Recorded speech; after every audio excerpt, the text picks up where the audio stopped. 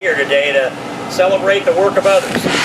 And I'm listening to the presentation that Delane gave you and looking around at the faces of the people that I know have stepped up for years. Put your capital on the line, you put your ideas on the line, you put your hard work on the line, and here on this location you have been knocked down and gotten back up and retooled and knocked down and gotten back up again and again and again. If you fly over the top here at Quad County and you take a picture of this location, it is the most versatile of renewable energy locations anywhere I know. And that might even be the world, so I challenge somebody to point to another location that does as much as happens here, and then you're broadening it out some more. And what is this about? This is about some things that we said back into actually starting in the 70s and certainly through the 80s when we went through the farm crisis. And a lot of people sat around, some around the kitchen table, and they said, we've got to find a way to get more value out of the things that we do and can do well. That's to get more value out of a bushel of corn. And that means, actually, I said, I know the solution here to this economic problem we have. I did know that, and I said it at the time. More dollars per acre. Well, that's a simple answer to something that you have put together a very complex response to that goes deep into science and technology.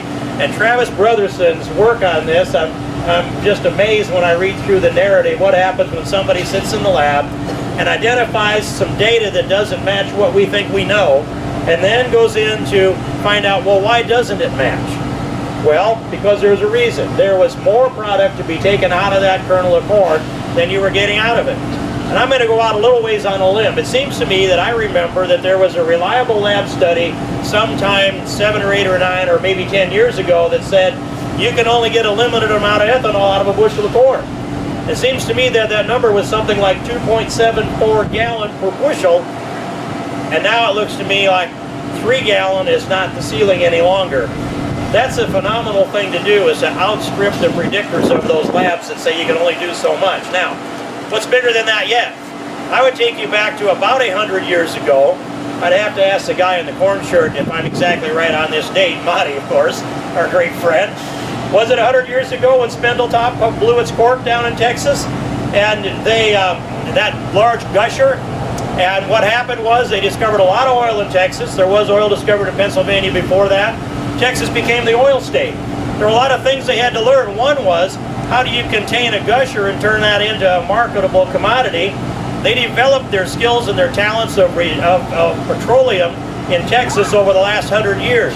Today, they're still finding a lot of oil in Texas and processing it, but they know how to do that in Texas probably better than anywhere else in the world, and they export their knowledge base to the rest of the world. Well, here in Iowa, we know more about producing renewable energy than any other state in the world. We have the knowledge base here. There's another knowledge base that's the ground is going to be broken on, and this gets launched into the industrial era of the knowledge base that Travis and others have put together. So here's my challenge. Yes, let's market this. Let's get more dollars per acre. Let's squeeze more drops of ethanol out of a bushel of corn, but also the triple in corn oil here, the other value-added ag products. This goes on and on what we can do for profit of the things we can see in front of us. But keep the knowledge base here too. 100 years from now, let's be selling Iowa knowledge to the rest of the world. We do that. Every generation benefits from the work you've all done. That's why I'm here to celebrate with you today, and I salute you all. Thank you very much.